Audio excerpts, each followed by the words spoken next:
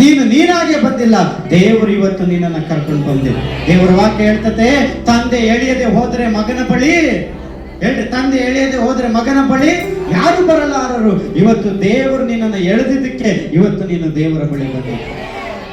ಯೇಸು ಸ್ವಾಮಿ hallelujah ಸಮರ್ಯದ ಸ್ತ್ರೀಯ ಬಳಿಗೆ ಹೋಗುವಾಗ ಅಲ್ಲೊಂದು ಬಾವಿ ಇತ್ತು. ಆ ಬಾವಿ ಹತ್ರ ಕೂತ್ಕೊಂಡಾಗ ಮಧ್ಯಾಹ್ನ ಹಲ್ಲೆಲೂಯ ಸಮಯ ಆಗಿತ್ತು. ಹಲ್ಲೆಲೂಯ ಯೇಸು ಸ್ವಾಮಿ ಆ ಬಾವಿ ಹತ್ರ ಕೂತ್ಕೊಳ್ಳುವಾಗ ಅದೇ ಟೈಮಿಗೆ ಆ ಸಮರ್ಯದ ಸ್ತ್ರೀ ಬಂದ್ಲು. ಹಲ್ಲೆಲೂಯ ನೋಡ್ರಿ, ಯೇಸು ಸ್ವಾಮಿ ಅಲ್ಲಿ ಕುಂತಿದ್ದ, ಆ ಸಮರ್ಯದ ಸ್ತ್ರೀ ಅಲ್ಲಿ ಬರೋದಕ್ಕೆ ಸರಿ ಆಯ್ತು. ಹಲ್ಲೆಲೂಯ ನೋಡ್ರಿ, ಆ ಟೈಮಲ್ಲಿ ಯಾಕೆ ಬರ್ಬೇಕಾಗಿತ್ತು ಸಮರ್ಯ ಸ್ತ್ರೀ? ಯೇಸು ಸ್ವಾಮಿ ಅಲ್ಲಿ ಕುಂತಿದ್ರು, ಯೇಸು ಸ್ವಾಮಿಯಲ್ಲಿ ಕೂತಿದಾರಂತ ಸಮರ್ಯ ಸ್ತ್ರೀಯಗೆ ಗೊತ್ತಿಲ್ಲ. ಅವಳು ಎಲ್ಲಿದ್ದಾಳೆ? ಮನೇಲಿದ್ದಾಳೆ. ಯೇಸು ಸ್ವಾಮಿಯಲ್ಲಿ ಬಾವಿ ಹತ್ರ ಕೂತಿದ್ದಾರೆ. ಅವಳು ಅದೇ ಟೈಮಿಗೆ ನೀರು ಸೇದಕ್ಕೆ ಬಂದರು. ಅದೇ ಟೈಮಿಗೆ ಅವಳಿಗೆ ಸುವಾರ್ತೆ ಸಾರಬೇಕನ್ನೋದು ಯೇಸು ಸ್ವಾಮಿ ನಿಶ್ಚಯ ಮಾಡಿದ್ದ.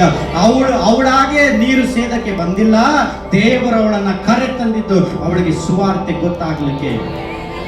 ಇವತ್ತು ನೀನು ನೀನಾಗೆ ಬಂದಿಲ್ಲ, ದೇವರು ನಿನ್ನನ್ನು ಕರೆ ತಂದ.